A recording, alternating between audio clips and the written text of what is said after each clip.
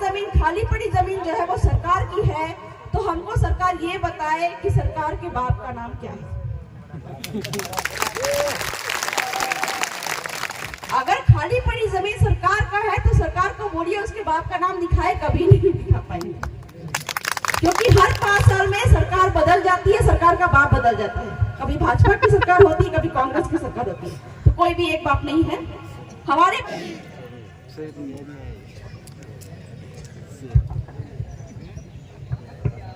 जय जवान, जय आदिवासी, जय भील प्रदेश, जय बिरसा मुंडा, जय टंटे भील, जय राणा पुंजा भील। और साथ ही साथ अभी वर्तमान में हमारे पेन पुरखा हुए जगदीश जी पांडव को भी मैं बहुत बहुत नमन करना चाहूंगी। भाइयों, आज हम यहाँ पे एकत्रित हुए हैं बिरसा मुंडा के शहादत दिवस के अवसर पर, और जैसा कि आप लोग देख रहे हैं, हमारे ये जो पुरखे हैं इनको मंच पर जगह मिलती है। तो ये मंच पे जो जगह मिलती है या ये मंच पे जो बोलने का अवसर हमको मिलता है, ये इतनी आसानी से नहीं मिलता है। जब जब किसी आदिवासी समुदाय ने आंदोलन किया है और आंदोलन के दौरान जो नेता उभर कर आए हैं, जिन्होंने निस्वार्थ भाव से अपने समुदाय की रक्षा की है, जान दिया है समुदाय को आगे बढ़ाने के लिए, उनके जल जंगल जमीन खनिज को बचाने के लिए, उनका नाम पूरे देश भर में, पूरे समुदाय में रोशन हुआ है। तो अगर आप लोग भी चाहते हैं कि बिरसा मुंडा और बाकी के जो भी हमारे समुदाय के जो पुरखे हैं, जिनको हम पूरे देश भर में याद करते हैं, तो उनके जो बलिदान है, बलिदान के कारण को याद करते हुए हर एक आदिवासी में बिरसा मुंडा को देखना चाहूंगी। जैसा कि आप सभी को पता है कि मैं झारखंड की बेटी हूँ, और झारखंड में वहां पे वर्ष 2016 से मैं समाज सेवा में आई। समाज सेवा में आने के दौरान मुझे वहां के जो मुंडा जनजातियों के बारे में मालूम चला कि वहां पे जो सरकारें हैं वो आदिवासियों की जमीनें ले रहे हैं, वहां पे 5वीं अनुसूची लागू है।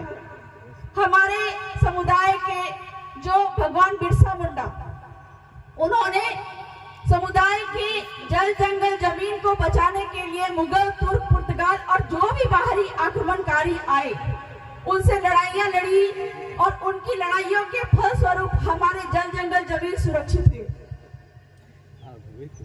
जैसा कि सबको पता ही है कि झारखंड सबसे ज्यादा आंदोलन का गढ़ रहा है, क्योंकि वहां पे अंग्रेजों का आक्रमण हुआ। कहीं ना कहीं अंग्रेज वहां पे आकर लोगों को गुलाम बना रहे थे। तरह तरह के कानून वहां पे लागू हुए, और लागू नहीं होने के लिए ही, आदिवासियों पर लागू नहीं होने के लिए वहां पे तरह तरह के आंदोलन हुए।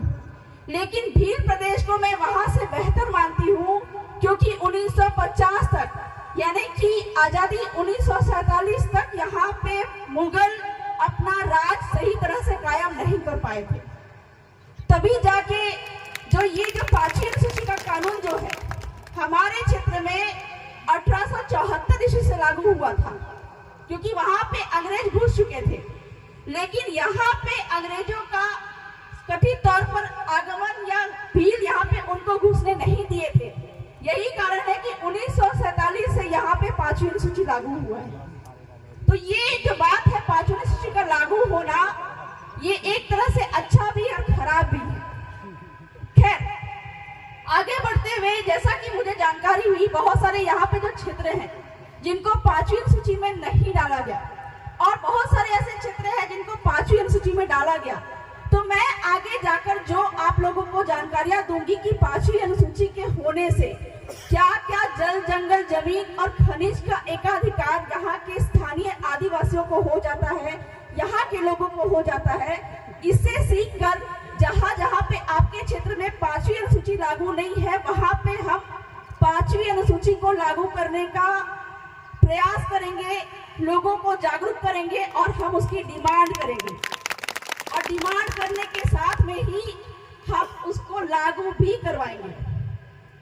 अपनी बातों को आगे ले जाने के पहले मैं हमारे साथ में उपस्थित जितने भी हमारे जो प्रतिनिधि जन आए हैं, आदिवासी समाज के अगुआ आए हैं, हमारे दिनेश जी खानन साहब, डॉक्टर राम कुमार, मेरे पतिदेव हैं रसूल मसार, और आसपुर से आए हुए हमारे जो भाई हैं, उन सभी को मैं जोहार करना चाहूंगी। तो मैं ये जो बात बता रही हूँ कि आदिवासी समुदाय में ये मंच आसानी से नहीं मिलता है। यहाँ पे बैठे हुए जो हमारे प्रतिनिधि हैं, जन समुदाय के प्रतिनिधि हैं, इनको आसानी से मंच नहीं मिलता है। कहीं ना कहीं हमारे जो दिनेश जी खानन हैं, इन्होंने भी अपने समुदाय को, उनके रीति रिवाज परंपरा को जागरूक करने की वजह से इनकी नौकरी पे एक बार खतरा भी आ गया था। आप सभी को कुछ लोगों को जानकारी है या नहीं है। अपने लोगों को बेनेश्वर धाम जो कि भीलों का है, उस पे अपने अस्तित्व को जाहिर करने की वजह से हमारे जो दादा हैं, इन पे FIR तक होने की संभावना थी। फिर हम हमारे समुदाय के लोगों के आक्रोशपूर्ण जरिए की वजह से, उनकी जागरूकता की वजह से वो चीज हो नहीं पाया। तो कभी भी आने वाले दिनों में देश भर के किसी भी आदिवासी समुदाय पर जल जंगल जमीन और उनके अस्तित्व पर खतरा होता है, तो आज के दिन से हम ये प्रण लेंगे कि हम उन हर एक आदिवासी समुदाय के लिए खड़े होंगे।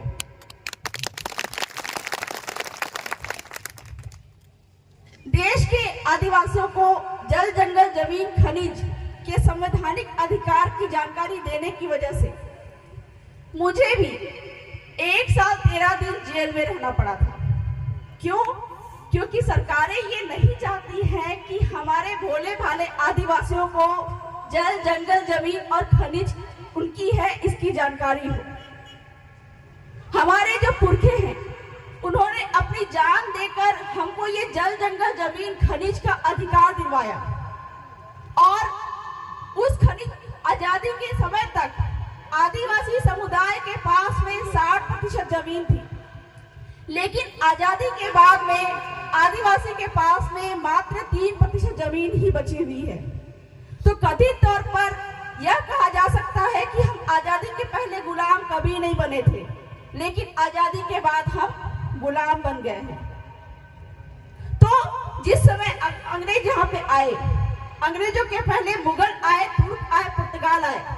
मैं आप लोगों को ये 5वीं अनुसूची क्या है इसकी थोड़ी सी जानकारी देना चाहूंगी, क्योंकि जानकारी के अभाव में हमको जो मिलना चाहिए उसकी भी हमको वो चीज नहीं मिल पाता है।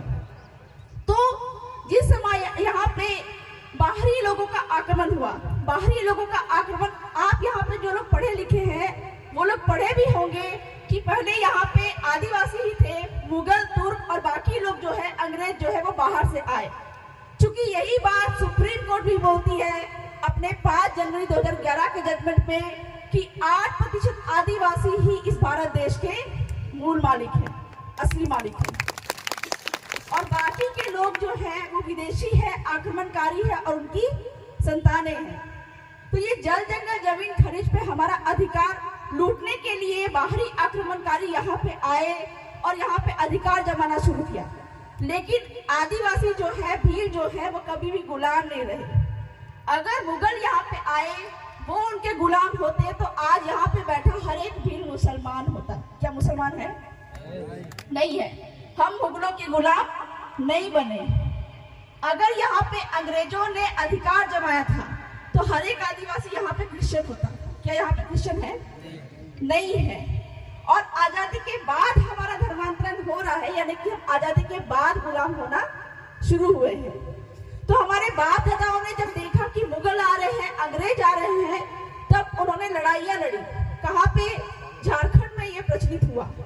वहां पे 1831 ईस्वी से पहला जो हुल हुआ था, कोल विद्रोह, उस समय पे क्या है, उनको मालूम चल गया कि अंग्रेज हम पे, कहा जाए कि हम पे शासन करना चाहते हैं, और हमारे समुदाय में हमारी जो पाल गमेती की व्यवस्था होती है उसके खिलाफ में उनको जाना उचित नहीं लगा।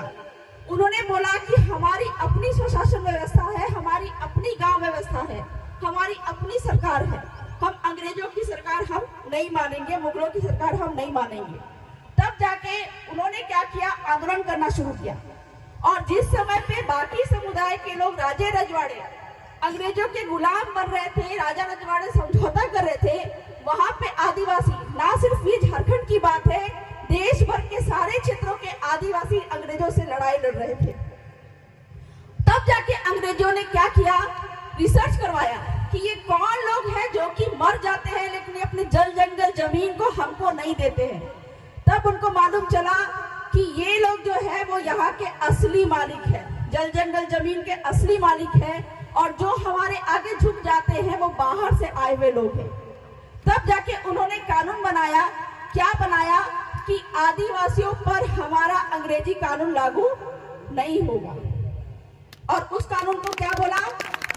Scheduled district act. ये हमारे बाप दादाओं ने झारखंड में ये लड़ाई लड़के ली, अपने अधिकार में लिया कि अंग्रेजों का कोई भी कानून आदिवासियों पर लागू नहीं होगा। और इसके लिए उन्होंने क्या कहा कि ऐसा जन आंदोलन चलाया कि अनाज उगाने के समय में उन्होंने अनाज उगाना बंद कर दिया। क्यों? क्योंकि हम तो जंगल के रखवाले हैं, हम तो जंगल से कुछ भी लेकर खा लेंगे, हमको इतनी जानकारी है, सारे जड़ी बूटी की जानकारी है, क्योंकि हम यहाँ के वासी हैं। लेकिन जिस समय पे बाहरी लोगों को, विदेशी आक्रमणकारियों को खाने की जरूरत पड़ेगी, उस समय ये क्या खाएंगे? ये भूखे मरेंगे। और जिस समय पे अनाज काटने का समय आएगा, हम इन्हीं पूंजीपतियों और अंग्रेजों का गला काटेंगे। तब जाके अंग्रेज डर गए और हमारे लिए ये कानून बनाया कि हमारा कोई भी अंग्रेजी कानून इन पे लागू नहीं होगा, और इनकी जो पाल गमेती व्यवस्था है, पटेल व्यवस्था है, वो जैसी की तैसी रहेगी। वही चीज चलते शेड्यूल डिस्ट्रिक्ट एक्ट के बाद में गवर्नमेंट ऑफ इंडिया एक्ट, यानी कि उनका संविधान बना, उसमें भी यही चीज थी। और 1950 में जब आजादी के बाद भारत का संविधान बना, उस संविधान में इसी चीज को बोला गया, 5वीं अनुसूची और 6ठी अनुसूची, जो कि हमको मिला गया है। तो ये 5वीं अनुसूची हमको भीख में नहीं मिली है, ये जल जंगल जमीन का अधिकार हमको भीख में नहीं मिला है। हमारे बाप दादाओं ने लड़ाई लड़कर हमको ये चीज दिलवाया। और यदि कोई बोले कि आरक्षण हमको भीख में मिला है, ये भी बिल्कुल गलत बात है। ये आरक्षण हमको हमारी जमीन से मिला है। जितनी जमीन हमारी, जितना क्षेत्र हमारा, उतना आरक्षण हमारा। 100% जमीन हमारी। क्यों? क्योंकि सुप्रीम कोर्ट यहाँ पे बोल रहा है कि 5वीं अनुसूचित क्षेत्र में गैर आदिवासियों की जमीन नहीं है, 1 इंच भी जमीन नहीं है। यानी कि यहाँ पे अगर आदिवासियों की जमीन अगर बिकेगी तो वो सिर्फ आदिवासियों को बिकेगी। गैर आदिवासियों की भी अगर यहाँ पे जमीन है, बाप दादाओं ने बसाया हो किसी गैर आदिवासियों को, गैर आदिवासियों की भी यहाँ पे जमीन है, वो भी अगर बिकेगी तो सिर्फ और सिर्फ आदिवासी को ही बिकेगी। क्यों? क्योंकि आदिवासियों की अपनी अलग रूढ़ी परंपरा रीति रिवाज है, उसको नुकसान नहीं पहुंचना चाहिए। तो सुप्रीम कोर्ट जब बोल रही है कि यहाँ पे आदिवासी की जमीन आदिवासी को बिकेगी, गैर आदिवासी की जमीन गैर आदिवासी को बिकेगी, पी रम्मी रेड्डी जजमेंट, ठीक है, 1988 का जजमेंट है। एक और जजमेंट है समता जजमेंट 1996 का 7 का। उसमें क्या बोल रही है कि केंद्र सरकार और राज्य सरकार की भी आदिवासी क्षेत्र में, 5वीं क्षेत्र में 1 इंच जमीन नहीं है। तो जब किसी की जमीन यहाँ पे नहीं है तो सारी जमीन किसकी है? आदिवासियों की। जब सारी जमीन आदिवासियों की है तो 100% आरक्षण किसका होना चाहिए? आदिवासियों का होना चाहिए। तो फिर आपके विधानसभा में जो सांसद, विधानसभा लोकसभा में जो सांसद और विधायक जो बैठे हैं वो किसका होना चाहिए? आदिवासियों का होना चाहिए। ये है 5वीं अनुसूची। मैं मुंह से नहीं बोल रही हूँ, ये आपके भारत का संविधान बोल रहा है। और जो भारत का संविधान नहीं मानता है वो देशद्रोह के लायक होता है। तो हमारे बाप दादा ने लड़ाई लड़ी कैसे? तीर धनुष से जन आंदोलन करके। लेकिन हमको लड़ाई लड़ने का तरीका बदलना होगा। अगर हम तीर धनुष लेके आज भी लड़ाई लड़ने निकल जाते हैं तो क्या होगा?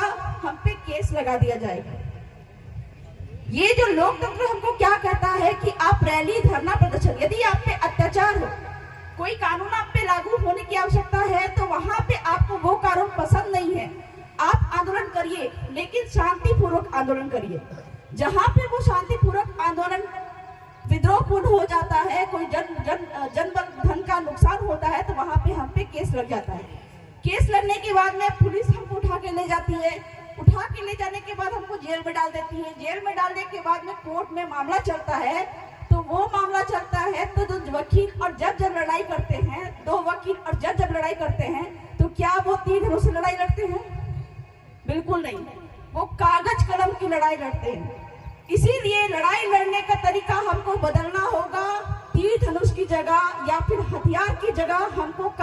कलम की लड़ाई आज लड़नी होगी। और जहां जहां पे भी ये कागज कलम की लड़ाइयां हमने लड़ी है, वहां पे रिजल्ट आया है, वहां पे परिणाम आया है। आदिवासियों का जल जंगल जमीन बचा है, सुरक्षित है। ये जल जंगल जमीन की लड़ाई तो बाद में बताऊंगी मैं, लेकिन सबसे पहले आपको ये समझना है कि ये जल जंगल जमीन हमारा कैसे है। हम बोलते तो हैं जल जंगल जमीन हमारा है, लेकिन कोई पूछ दे कि जल जंगल जमीन आदिवासियों का कैसे है, तो क्या आप बता पाएंगे? कोई बता पाएगा जल जंगल जमीन कैसे है? कोई नहीं बता पाएगा। जिस समय पे यहाँ पे कोई नहीं था, विदेशी नहीं थे, आक्रमणकारी नहीं थे, मुगल नहीं थे, अंग्रेज नहीं थे। अच्छा, एक बात यहाँ पे ये है कि आदिवासियों की जमीन तो यहाँ पे है, लेकिन गैर आदिवासी की जमीन यहाँ पे जो 1950 से यहाँ पे है, उस चीज की मान्यता संविधान देता है। इसका मतलब ये नहीं कि 100% यहाँ पे आदिवासी रह सकते, ऐसा भी नहीं है। तो ये बात मैं क्लियर कर देना चाहूंगी कि संविधान के तहत जो गैर आदिवासी भी यहाँ पे अगर इस गांव में या इस क्षेत्र में जो 5वीं सूची में है, वो अगर 1950 से है तो वो लीगल है, संवैधानिक है। ठीक है, अब बात करते हैं कि ये जल जंगल जमीन हमारा कैसे है। आप बोलते हैं कि फलानी लड़की जो है जिसको हम शादी करके लाए हैं, इस कारण से ये फलानी लड़की मेरी बीवी है, लेकिन जल जंगल जमीन की जब बात आती है तो हम बता नहीं पाते कि ये जल जंगल जमीन हमारी कैसे है। तो अधिकार या फिर अपना 100% अधिकार बताने के लिए आपको जानना पड़ेगा कि ये जल जंगल जमीन हमारा कैसे है। जिस समय यहाँ पे कोई मुगल नहीं था, कोई अंग्रेज नहीं थे, उस समय हजारों साल पहले हमारे बाप दादा थे जिन्होंने गांव का सीमाना तय किया। गांव का सीमाना तय करने के बाद उन्होंने देखा होगा कि मेरे जो आने वाले वंश है वो कहाँ पानी पिएंगे, तो उन्होंने देखा होगा कि यहाँ पे नदी है, यहाँ पे तालाब है। अच्छा ठीक है, ये हमारे गांव के लिए लायक है, यहाँ पे हम रह सकते हैं। जंगल देखा होगा, हमारे जो आने वाले वंश होंगे वो यहाँ से लकड़ियां तोड़ेंगे, यहाँ से फल फूल खाएंगे। खाली पड़ी जमीन देखी होगी जिसको चरवाहा जमीन कहते हैं। चरवाहा जमीन देखा उन्होंने और उसको बोला कि यहाँ पे हमारे पशु चरेंगे। इस तरह करके पूरा गांव का सीमाना उन्होंने तय किया। और गांव में जो पहला सीमाना तय करने वाला जो हमारा पुरखा था, उसी का शीरावासी इस गांव में गाड़ा हुआ होगा। यहाँ पे शीरावासी करते हैं कि नहीं करते हैं? पत्थर नहीं गाड़ते, कोई मरता है तो यहाँ पे नहीं करते। शीरा रोकते हैं। तो पूर्वज जो भी पता नहीं यहाँ पे व्यवस्था है कि नहीं है। तो गांव का सीमाना जो है हमारे पुरखों ने तय किया। यहाँ की जंगल बोली ये गांव का होगा, नदी बोली गांव का होगा, खाली पड़ी जमीन जो है वो गांव का होगा। इस प्रकार से पूरा सीमाना तय किया। और ये खाली पड़ी जमीन जो है वो भी किसका होगा? गांव का होगा। हम क्या बोलते हैं कि खाली पड़ी जमीन जो है वो किसकी है? क्या बोलते हैं? खाली पड़ी जमीन किसकी है? गांव के अंदर में खाली पड़ी जमीन हम क्या बोलते हैं? किसकी जमीन है? सरकारी जमीन बोलते हैं। ठीक है, कि गांव की खाली पड़ी जमीन सरकारी है। जब गांव का सीमाना हमारे बाप दादाओं ने तय किया, जंगल बनाए, तालाब बनाए, पूरे गांव का सीमाना के अंदर की सारी खाली पड़ी जमीन जो है वो भी गांव का है। तो यहाँ पे हर किसी को जो जमीन मिलती है वो बाप के बाप के बाप के बाप से मिलती है, वंशानुगत आती रहती है। अगर सरकार की जमीन, खाली पड़ी जमीन जो है वो सरकार की है, तो हमको सरकार ये बताए कि सरकार के बाप का नाम क्या है। अगर खाली पड़ी जमीन सरकार का है तो सरकार को बोलिए उसके बाप का नाम दिखाए, कभी नहीं दिखा पाएंगे, क्योंकि हर 5 साल में सरकार बदल जाती है, सरकार का बाप बदल जाता है। कभी भाजपा की सरकार होती है, कभी कांग्रेस की सरकार होती है, तो कोई भी एक बाप नहीं है। हमारे बाप का नाम हमको पता है, क्योंकि हमको बाप के बाप के बाप के बाप से जमीन मिलती है। लड़कों को मिलती है, लड़कियों को नहीं मिलती। हमारे यहाँ पे लड़कियों को जमीन में हिस्सा नहीं देते हैं। क्यों नहीं देते हैं? ये व्यवस्था चली आ रही है। क्यों चली आ रही है? क्योंकि लड़की अगर किसी गैर आदिवासी से शादी कर ले तो अपने समुदाय की जमीन जो है वो गैरों के पास में चली जाएगी। रीति रिवाज परंपरा जो है वो दूसरे लोग भी सीख जाएंगे। इसलिए गाँव में लड़कियों को जमीन में हिस्सा देने का रिवाज नहीं है, और यही चलना चाहिए। अगर इस पे छेड़छाड़ होता है तो हमको ये मंजूर नहीं होना चाहिए। तो इस प्रकार से सुप्रीम कोर्ट ने क्या बोला कि जल जंगल जमीन खनिज तो आदिवासियों, जल जंगल जमीन तो आदिवासियों का है, लेकिन जमीन के अंदर का पड़ा हुआ जो खनिज जो है, लोहा सोना चांदी जो भी है, वो किसका होगा? आदिवासियों का होगा। जिसकी जमीन उसका खनिज। ये बात सुप्रीम कोर्ट ने बोला। और इस कारण से झारखंड में जो आंदोलन हुआ, हमारे झारखंड में हमने आंदोलन किया, वो भी खनिज का आंदोलन था। क्यों? क्योंकि वहां के आदिवासियों की जमीन में 10 लाख टन सोना पड़ा हुआ था। और सुप्रीम कोर्ट क्या बोल रहा है कि जिसकी जमीन उसका खनिज, ये बात बोल रहा है। तो वहां पे सरकार ने क्या किया, उन्होंने जमीन लेने के लिए एक प्रोजेक्ट के रूप में बोला कि हमको ये जमीन चाहिए। तो वहां पे 272 गांव बैठे, ऐसे ही जैसे बैठे, उन्होंने ग्राम सभा बिठाया। ग्राम सभा बिठा के 272 गांव बैठे, 15,000 लोग थे। मुझे बुलाया, दीदी आप हमारा बात रख दीजिए। ठीक है, 12 पुलिस अधिकारी आए, 200 जो है वो पुलिस आर्मी आए, और आंसू गैस की गाड़ी 5 लेके आए। और वहां पे बहस चली।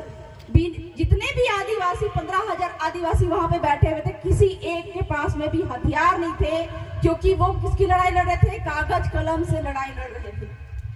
तो उन्होंने कागज कलम से लड़ाई लड़ा, संविधान की बातें बताई कि सुप्रीम कोर्ट के फलाना जजमेंट के अनुसार ये हमारा है, जल हमारा है, जंगल हमारा है, जमीन हमारा है, ऊपर से खनिज भी हमारा है। तो हम अपनी जल जंगल जमीन आपको नहीं देंगे, हम किसी सरकार को अपनी जल जंगल जमीन नहीं देंगे। और इस प्रकार से कलेक्टर महोदय ने वहां पे बोला कि हम आपके निर्णय के खिलाफ नहीं जाएंगे। चूंकि इस पे एक और जजमेंट आया है उड़ीसा में, वहां पे एक पहाड़ था। हम बोलते हैं ना पहाड़ भी सरकार का है, नहीं। अगर गांव की सीमाना के अंदर का जो पहाड़ है वो भी आदिवासियों का है, सामुदायिक हिस्सा है उसमें। तो सुप्रीम कोर्ट वहां पे क्या था, उड़ीसा में एक नियमगिरी पहाड़ी थी। पहाड़ी में बॉक्साइट था, खनिज था। आदिवासियों को उससे मतलब नहीं है। आदिवासियों के वो जो पहाड़ पे उनके देवता बसते थे। हर आदिवासी के भी देवता अक्सर पहाड़ में ही बैठते हैं, बहुत सारे आदिवासी के। तो पहाड़ में देवता थे। अब वहां पे कंपनी जो है, वेदांता कंपनी, वो पहाड़ को लेना चाह रही थी, वहां पे खनन करना चाह रही थी। आदिवासियों को आपत्ति हुई, वो गए सुप्रीम कोर्ट। सुप्रीम कोर्ट खुद चल के गांव में आया और 21 गांव ऐसे बैठे। 21 गांव ने साफ साफ कहा कि हम अपना जो पहाड़ है वो किसी कंपनी को हम नहीं देंगे। तो सुप्रीम कोर्ट ने क्या बोला कि मैं ग्राम सभा के, आदिवासियों के ग्राम सभा के निर्णय के खिलाफ नहीं जाऊंगा। तब से ये जजमेंट आया, न लोकसभा न विधानसभा, सबसे ऊंची ग्राम सभा। मतलब कभी भी आदिवासियों के जल जंगल जमीन और खनिज पे हमला होता है, सरकारी चाहे कोई कंपनी के माध्यम से, तो वहां पे ऐसे आदिवासियों के जो पंच पटेल व्यवस्था है वो अगर निर्णय ले और निर्णय लिख के कलेक्टर महोदय को उसको सूचित करवाए और राष्ट्रपति राज्यपाल कलेक्टर को दे, तो वहां पे कलेक्टर महोदय भी बाध्य हो जाते हैं ग्राम सभा के निर्णय को मानने के लिए। ये है आदिवासियों की ताकत, और यही ताकत हमारे ये जो पुरखे हैं इन्होंने हमको दिलवाया है।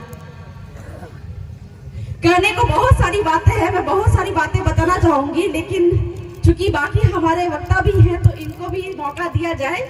और कभी इसी तरह का 5वीं अनुसूची या संविधान के बारे में कि आदिवासियों के पास क्या ताकत है, ये बताने के लिए मैं दोबारा फिर आऊंगी। लेकिन जाते जाते एक बात जरूर करना चाहूंगी, मैं अपने समुदाय की महिला, मैं आगे बढ़ी, चूंकि मेरे जो पति ने मुझे सपोर्ट किया, कहीं ना कहीं समुदाय के लोगों ने मुझे सपोर्ट किया। मैं आने वाले दिन में चाहूंगी कि यहाँ बैठी हमारी जो महिलाएं हैं उनमें से 3-4 लोग भी यहाँ पे मंच पे बोले, ये मैं उनके द्वारा देखना चाहूंगी। तो आप लोगों से ये सपोर्ट चाहूंगी कि उनको भी सपोर्ट करिए, हमारे महिलाओं को भी आगे लाइए ताकि वो भी हमारे समुदाय को जागृत कर सके। तो बहुत ज्यादा समय नहीं लूंगी, कहने को बहुत सारी चीजें हैं, चूंकि वक्ता भी है तो मैं अपना समय दान करना चाहूंगी। सबको जोहार, जय आदिवासी। जोरदार तालियां हो जाए।